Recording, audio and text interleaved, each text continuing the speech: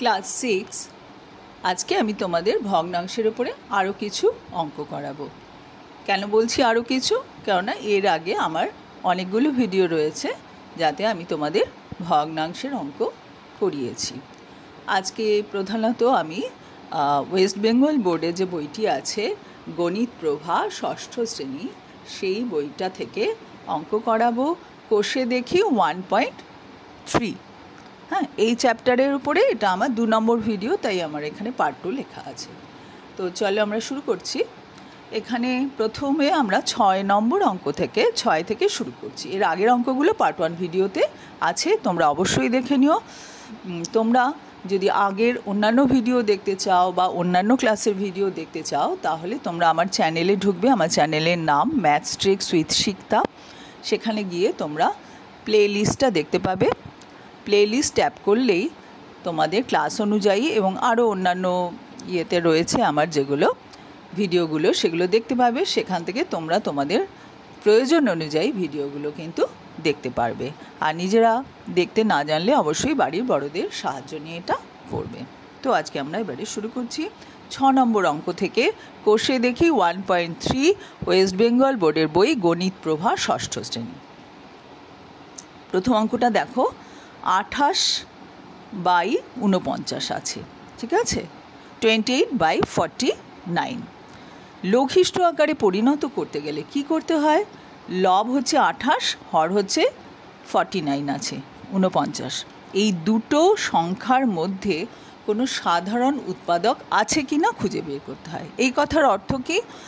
যে সংখ্যা দিয়ে লবকে ভাগ করলেও মিলে যাবে, আবার হরকে ভাগ করলেও মিলে যাবে, সেই সংখ্যাটা খুঁজে বার করতে হবে।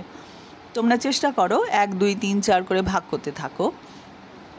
এবারে দেখো, 7 দিয়ে 28কে ভাগ করলে হয় 4 7 28, আর 49কে 7 দিয়ে ভাগ করলে হয় 7 7 49। তখন আমরা লঘিষ্ঠ আকারে পরিণত করার জন্য কি করব? দেখো, সমান চিহ্ন দিয়ে আমরা লিখলাম 28/49। তারপরে 7 দিয়ে লবকে ভাগ করব, করে সংখ্যাটাকে কেটে দিয়ে ওপরে 4 লিখব। 4 7 28 ভাগফলটাকে লিখব কেটে দিয়ে। আবার 7 দিয়েও নিচের সংখ্যা অর্থাৎ হরকে ভাগ করলাম, ভাগফল হচ্ছে 7।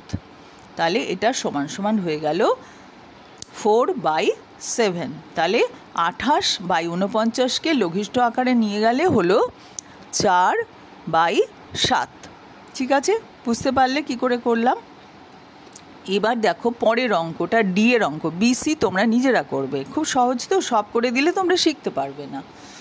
243/405। এবারে এটা বেশ বড় সংখ্যা, তাহলে তুমি 1 2 3 4 5 6 করে করতেই থাকলে দেখলে একটা সংখ্যা দিয়ে হয়তো 243কে যাচ্ছে, কিন্তু 405 দিয়ে যাচ্ছে না, 405কে ভাগ করলে মিলছে না।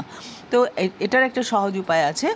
আমরা এরকম বড় সংখ্যা হলে এই দুটো যদি চট করে না বুঝতে পারি যে কত দিয়ে যাবে, যেটা যেমন 3 দিয়েও যাচ্ছে না, 7 দিয়েও যাচ্ছে না, এরকম, হ্যাঁ, তো সেক্ষেত্রে আমরা কি করব? এই দুটো সংখ্যার গসাগু করে নেব, যেটা আমি দেখো ডান দিকে দেখিয়ে দিয়েছি। তোমরা গসাগু করতে শিখে গেছো। আমি ভাগ পদ্ধতিকে গসাগু করেছি। 243 দিয়ে 405কে ভাগ করলাম, অবশিষ্ট 162, এই 162 দিয়ে আবার 243কে ভাগ করলাম, মানে ভাজকটাকে ভাগ করে যেতে হবে যতক্ষণ না মেলে। আবার এখানে 81 অবশিষ্ট এলো, 81 দিয়ে 162কে ভাগ করলাম, 81 2 162 মিলে গেছে। তাহলে এই যে 81টা এখানে যেটা ভাজক ছিল সেইটাই হচ্ছে গসাগু। তোমরা জানো, তা আমি বলে দিলাম। তাহলে 243 আর 405-এর গসাগু হচ্ছে 81। তাহলে আমরা খুব সহজেই 81 দিয়ে যদি ভাগ করি একবারে, তাহলে দেখো 81 দিয়ে ভাগ করলে এটাকে ভাগফল হয় 3, আর এখানে কাটলে এটা হচ্ছে 5। আমরা কাটা বলি চলতি কথায়, আসলে ভাগ করছি। তাহলে উত্তর হয়ে গেল 3-এর 5। ঠিক আছে, এরকম করে পরেরটা করেছি, এখানে 5 দিয়ে ভাগ করেছি, হ্যাঁ, তারপরে আবার 3 দিয়ে এখানে ভাগ করে 11/12 উত্তর হয়েছে। এবারে 7 নম্বর অঙ্কটা, ছোট থেকে বড়। ছোট থেকে বড় মানে কি? আমরা ওপরের দিকে উঠছি, তাই না? তুমি যখন নিচু ক্লাস থেকে উঁচু, ধরো ক্লাস 5 থেকে 6-এ উঠলে, তার মানে তুমি একটু ওপরে উঠলে। সেই রকম 6 থেকে 7-এ উঠলে তুমি নিচ থেকে ওপরের ক্লাসে উঠলে। ঠিক এখানেও ছোট থেকে বড় সাজানো, সেই ওপরে উঠলে বলে এটাকে বলা হয় ঊর্ধ্বক্রম। ঊর্ধ্ব মানে ওপর, জানো তো, ওপরের দিকটা। তো সেই কারণে বলে ঊর্ধ্বক্রম। এটা বাচ্চারা খুব গুলিয়ে ফেলে যে কোনটা ঊর্ধ্বক্রম কোনটা অধক্রম, সেইটার জন্য আমি এরমভাবে বোঝালাম। এখানে 3টে সংখ্যা দেওয়া আছে, 3টে ভগ্নাংশ। আমরা কি করব, হরগুলো 2, 4, 5 এর লসাগু বার করব। লসাগুটা হবে হচ্ছে 20। আমি এখানে দেখো দেখিয়ে দিয়েছি, 2 দিয়ে ভাগ করলাম, 5কে তো 2 দিয়ে মেলে না, তাই 5টা 5ই থাকলো, এরপরে গুণ করে হয়েছে 20। তোমরা লসাগু করতে জানো। এবার আমি প্রত্যেকটা ভগ্নাংশ লিখব। 7-এর 2, 7-এর 4, 7-এর 5 লিখলাম। এবার সমান সমান চিহ্ন দিলাম। এবার এখানে 2 আছে, 2কে আমার 20 করতে হবে। 2কে 20 করতে গেলে কত দিয়ে গুণ করতে হয়? 10 দিয়ে গুণ করতে হয়। তাহলে লবকেও 10 দিয়ে গুণ করতে হবে। এবারে তোমার মনে প্রশ্ন হতে পারে যে কেন আমি হরকে 10 দিয়ে গুণ করলাম, তা লবকেও কেন করতে হবে? কারণ হচ্ছে 10/10 মানে কত? 10কে 10 দিয়ে ভাগ করলে 1 হয়।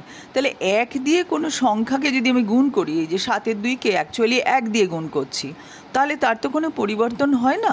কাজে এই কাজটা আমরা করতে পারি। সব সময় অঙ্কে খেয়াল রাখবে যে যেখানে আমরা সমান চিহ্ন দিচ্ছি, 7-এর 2 সমান, এই চিহ্নটা দিয়েছি মানে এইখানে এমন কোনো কাজ করব না যে সমানটা মানে এই জিনিসটার থেকে সেটা বড় হয়ে যায় সংখ্যাটা বা ছোট হয়ে যায়, তা হবে না, সমানই রাখতে হবে। সেই জন্য বুদ্ধি করে আমরা 10/10 দিয়ে গুণ করলাম। 10/10 মানে 1, তো 1 দিয়ে গুণ করলে বাড়েও না কমেও না। কিন্তু আমার 10/10 দিয়ে গুণ করলে আমার অঙ্কটাতে সুবিধা হবে। কি সুবিধা হবে না, 20 হচ্ছে হর হয়ে যাবে। এরকম প্রত্যেকটারই হর 20 করব। তাহলে হরগুলো যদি সমান থাকে, এবার লবটা দেখে বুঝে নেব কোনটা বড় কোনটা ছোট। ঠিক আছে, বুঝতে পারলে? তাহলে এটা হলো 70/20। এখানে এরম করে 4-এর সঙ্গে 5 গুণ করেছি, তাই ওপরেও 5 গুণ করেছি। এখানে হলো 35/20। এটা একইভাবে 28/20। এবার দেখো 7-এর 2 মানে 70/20, 7-এর 4 মানে 35/20, 7-এর 5 মানে 28/20। প্রত্যেকটা ভগ্নাংশে হর কিন্তু সমান, তাহলে এখানটা নিয়ে কোনো প্রবলেম নেই। এবার লবটা কম বেশি আছে, তো সবচাইতে ছোট লবকে 28, তাহলে 7-এর 5 সবচাইতে ছোট হবে। এবার ছোটোর থেকে বড়তে উঠবো, এরপরে কে? 35, তারপরে হচ্ছে 70। তাহলে আমরা ঊর্ধ্বক্রমে সাজিয়ে লেখার জন্য আমরা এরকম চিহ্ন দিয়ে লিখতে পারি, অথবা আমি ওপরে লিখলাম যে ঊর্ধ্বক্রমে সাজানো হলো বলে কমা কমা দিয়ে লিখতে পারি। তো আমি প্রথমটা এরমভাবে দেখালাম। তো এখানে সবচাইতে ছোট 28-এর 20, তো 28-এর 20 তো অঙ্কে দেওয়া ছিল না, এটা হচ্ছে 7-এর 5। 7-এর 5কে 28-এর 20 আমরা করেছি অঙ্কের খাতিরে প্রয়োজনে। তো আমরা আনসারটা লেখার সময় কিন্তু 7-এর 5 লিখব। এটাও কিন্তু স্টুডেন্টরা ভুল করে হয়তো শুধু এটা লিখলো, পরে আর চেঞ্জ করে এইটা লিখলো না। তো আমরা লিখব 7-এর 5।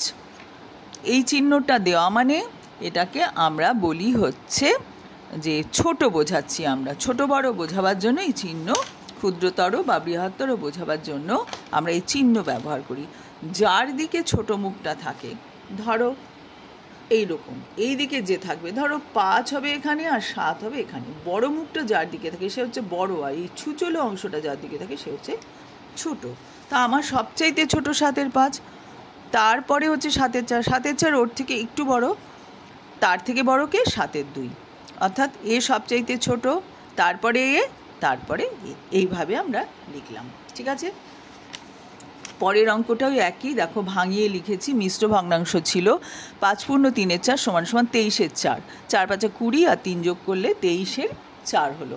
এরকমভাবে সবকটা আমি লিখেছি, যদি দেখতে না পারো। এবার হরে ছিল 4, 9, 12, তার লসাগু করে উত্তরটা বেরিয়েছে 36, দেখে নেবে তোমরা।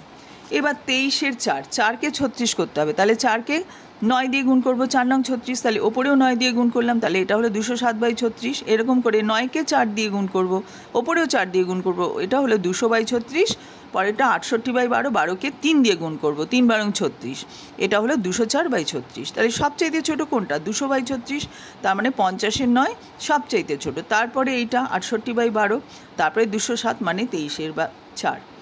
তো আমরা এবারে আর চিহ্ন দিয়ে না লিখে আগেরটা চিহ্ন দিয়ে দেখি। এখানে আমি লিখলাম ঊর্ধ্বক্রমে সাজানো হলো বলে এরকম একটা ড্যাশ দিয়ে, যেটা সবচাইতে ছোট অর্থাৎ 50-এর 9 সেটা লিখবে, তারপরে এটা লিখবে, তারপরে এটা লিখবে কমা কমা দিয়ে। আশা করি তোমরা এটা বুঝতে পারলে। পরের অঙ্কে চলে যাচ্ছি। এটা হচ্ছে 8 নম্বর অঙ্ক তোমাদের বইতে। এখানে বলেছে মান বের করতে। কতগুলো ভগ্নাংশ দেওয়া আছে তার যোগ বার করতে হবে, যোগফল। আমরা এগুলো মিশ্র ভগ্নাংশ যেটা আছে আমরা ভাঙিয়ে প্রকৃত ভগ্নাংশ করে নিচ্ছি। এটা অ্যাকচুয়ালি প্রকৃত না, অপ্রকৃত ভগ্নাংশ, যাই হোক। তো 2-এর 7 প্লাস 2-এর 3 প্লাস 3-এর 2। এবার এই 7, 3, 2-এর লসাগু করলাম হলো 42, ঠিক আছে। এবার যোগ করার কী নিয়ম সেটা বলে দিই, ভগ্নাংশের যোগ জানো তাও বলে দিচ্ছি। প্রথমে এই হরটা দিয়ে এই হরটাকে ভাগ করব, 42, প্রথমে এটা ছিল না 42, 6 × 7 42, সেই ভাগফলটা 6কে দিয়ে ওপরে লবকে গুণ করব, 6 × 2, মাঝখানে যোগ চিহ্ন দিলাম। 3 দিয়ে 42কে ভাগ করব, 3 × 14 42, 14 দিয়ে 2কে গুণ করব, প্লাস দিলাম 2 দিয়ে 42কে ভাগ করব, এটা হয় 21, এবার এই 21 দিয়ে 3কে গুণ করব, হলো। এবার সব গুণগুলো করে যোগ করে আমাদের উত্তর বেরোচ্ছে এটা। তারপরে 42 দিয়ে এটাকে ভাগ করে মিশ্র ভগ্নাংশে নিলাম, এটা উত্তর, ঠিক আছে। ঠিক এরকম করে পরের অঙ্কটা, ডান দিকটা দেখতে না পারলে দেখে নাও। 1 পূর্ণ 2-এর 5 মাইনাস 3-এর 8 যোগ 1-এর 4, এখানে যোগ বিয়োগ মেলানো আছে, যে শুধুই যোগ করতে হবে তা না, সরল অঙ্ক। তো 5 আর 4-এর লসাগু হচ্ছে 40, 5 দিয়ে 40কে ভাগ করলে 5 × 8 = 40, ওপরে এটা 7-এর 5 হতো, তো আমি একবারে করে ফেলেছি। তো 7 দিয়ে তাই 8কে গুণ করলাম, এটা মানে হচ্ছে 7-এর 5, তোমরা একটা লাইন করে নেবে এই লাইনটার মতো। মাঝখানে বিয়োগ চিহ্ন আছে, বিয়োগ দিতে হবে। 8 দিয়ে 40কে ভাগ করলে হয় ভাগফল 5, 5 × 3, প্লাস 4 দিয়ে 40কে ভাগ করলে হয় 10, 10 × 1, এই সব করে এটা হচ্ছে উত্তর। পরের দুটো অঙ্ক আমি করে দিয়েছি, তোমরা দেখে নাও, ঠিক আছে। ডান দিকটাও দেখে নাও, বাঁ দিকটাও দেখে নাও। আচ্ছা, এরপরে প্রশ্নের অঙ্ক 9-এর অঙ্কটা বলেছে। 9-এর এ, 2-এর 3-এর সাথে কত যোগ করলে 2 পাবো।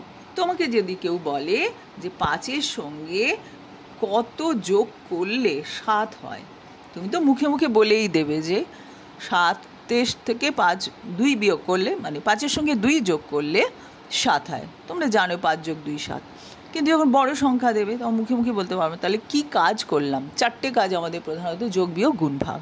তো আমরা কিন্তু এখানে বিয়োগ করলাম, কারণ 7-এর থেকে 5 বিয়োগ করো, দেখো 2 হয়। তাহলে যোগফল জানা থাকলে, এটা খুব, এই নিয়মটা ভালো করে মন দিয়ে শুনে রাখো, যোগফল যদি জানা থাকে দুটো সংখ্যার, তার মধ্যে একটা সংখ্যা জানা থাকলে যোগফলের থেকে প্রথম সংখ্যাটা বিয়োগ করে দেবে, তাহলেই দ্বিতীয় সংখ্যাটা পেয়ে যাবে, ঠিক আছে। শেখা হলো নিয়মটা। তাহলে এখানে 2-এর 3-এর সঙ্গে কত যোগ করলে 2 পাবো, তাহলে যোগফল হচ্ছে 2, এখানে যোগফল 2 আর একটা সংখ্যা হচ্ছে 2-এর 3।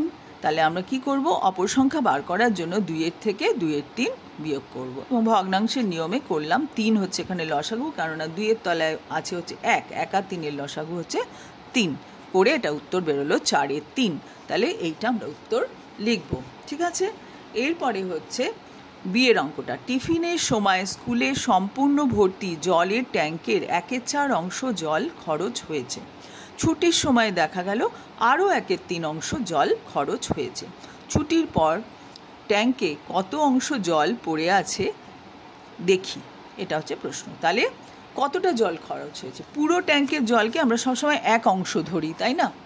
এবার কতটা খরচ হয়েছে? প্রথমে খরচ হয়েছে 1/4 অংশ, আর ছুটির সময় দেখা গেলো 1/3 অংশ খরচ হয়েছে। তাহলে এই দুটো যোগ করলে বুঝতে পারবো যে মোট কত অংশ খরচ হয়েছে। যোগ করলাম, করে উত্তর বেরিয়েছে হচ্ছে 7-এর 12। 4 আর 3-এর লসাগু কিন্তু 12, 4 দিয়ে 12কে ভাগ করলে 3 × 4 = 12, 3 × 1 মানে 3, আর 3 দিয়ে 12কে ভাগ করলে হয় 4, ভাগফল 4, 4 দিয়ে 1কে গুণ করলে হয় 4, লবকে গুণ করতে হয় ভাগফলটা দিয়ে। তাহলে 7-এর 12 অংশ খরচ হয়েছে, আর মোট জলকে, পুরো ট্যাঙ্কের জলকে আমরা 1 অংশ ধরি। হ্যাঁ, তাহলে কতটা পড়ে রইল সেটা বার করার জন্য আমরা কি বলবো, যে ছুটির পরে ট্যাঙ্কে জল থাকবে 1 বিয়োগ 7-এর 12 অংশ, বিয়োগ করে আমরা দেখলাম এটা হলো 5-এর 12 অংশ, ঠিক আছে। এই অবধি আশা করি তোমরা সবাই বুঝতে পারলে। আমি আর বড় করলাম না ভিডিওটা, নেক্সট ডেতে আমি বাকি অঙ্কগুলো করিয়ে দেবো তোমাদের। সেটা আমি লিখবো যে পার্ট 3, এটা হলো পার্ট 2 ভিডিও, ঠিক আছে। এর আগে আগের ভিডিওটা, সেটা আমি পার্ট 1 বলে চিহ্নিত করেছি কিনা আমার খেয়াল পড়ছে না, কিন্তু তোমরা প্লে লিস্ট থেকে অবশ্যই দেখে নেবে। তোমাদের কোনো বুঝতে অসুবিধা হলে তোমরা কমেন্ট বক্সে আমাকে অবশ্যই জানিও। ভালো থেকো, থ্যাংক ইউ।